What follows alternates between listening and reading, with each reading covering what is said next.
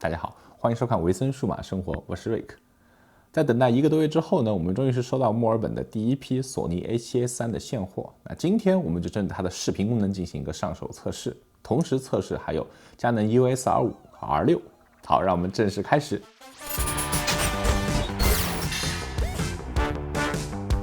索尼 A7S3 要发布，已经在我们索尼老用户心中成为继手机在震动，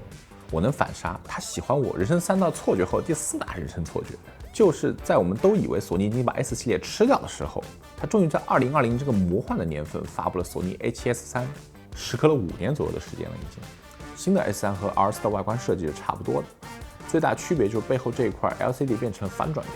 所以绝大部分你给 R4 或者3系列买的配件也是可以接着给 S3 使用的。那剩下区别就是 C1 键和录制键换了地方，那侧面变成了个全尺寸的 HDMI， 然后另外一侧的话，双卡槽从原来 SD 卡槽变成现在的 SD 和 CF Express Type A 的混合卡槽，它用电池和 A724 和 A73 也是一样的，续航也差不多。4K 25 FPS 的情况下可以达到2个多小时续航。那相比 R5 和 R6 同样格式下拍摄只有2个小时不到点的续航的话，它的表现就要好一些。那提到佳能电池设计，我就不得不吐槽一下了。佳能的电池剩余用量就只能用图标显示，没有百分比，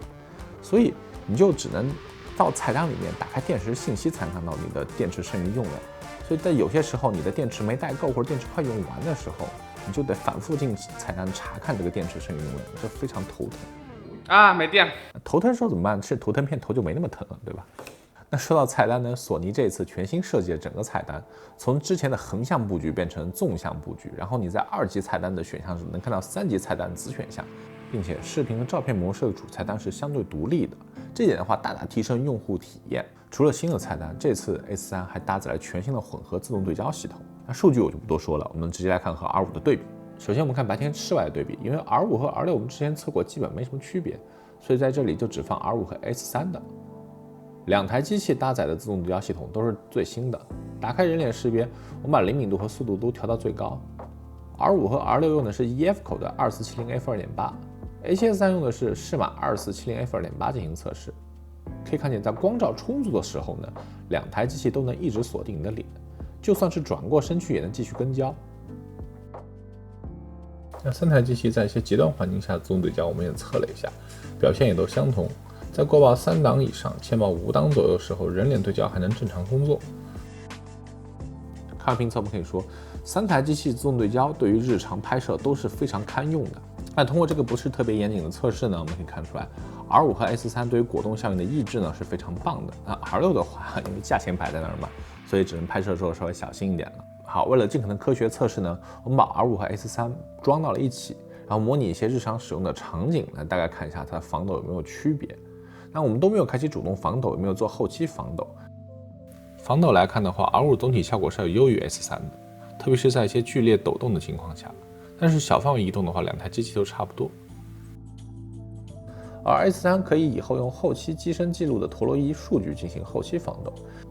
有兴趣的老铁可以自己去试试，但是我平时用肯定不希望镜头受限制，或者说后期再多一个步骤，所以直接跳过这一部分。好，然后是高帧率对比，佳能这2台机器就比较迷了。R6 在全高清模式下可以达到120 FPS， 那 R5 呢就只有60 FPS， 然后 4K 模式下呢 ，R5 又可以拍120 FPS， 但 R6 这只能拍60 FPS。啊，这个就非常迷了。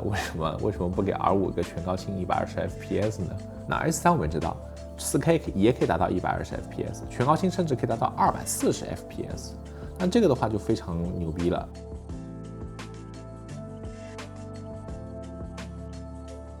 那120 FPS 下的话 ，4K 变成点对点采样，所以大概有1.1倍的裁切。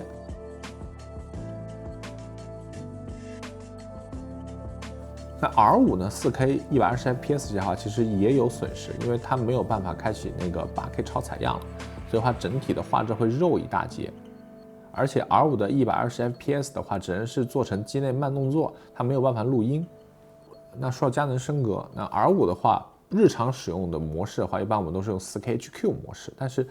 R5开启 HQ 模式之后，也就是 8K 超采样 4K 模式之后，它没有办法升格，所以如果你在用 4K HQ A 模式拍摄的时候，突然抓一个升格的镜头的话，那你需要打打开菜单进去把 HQ 模式关闭了，然后的话再打开高帧率模式，然后再调整帧率，然后这时候再切回去，可能黄花菜都凉了。那还好 R5 它有3个自定义模式，所以你可以把高帧率选项设置在其中一个自定义模式里面，就变成索尼这个 S&Q 模式啊，会方便很多啊。但不幸的是它的小弟 R6 就没有这个功能了。那如果你突然需要拍那个120 FPS 全高清的这个高帧率视频的话，那你只能乖乖进菜单去盘了。好，我们继续这个测试，下面是测试高感。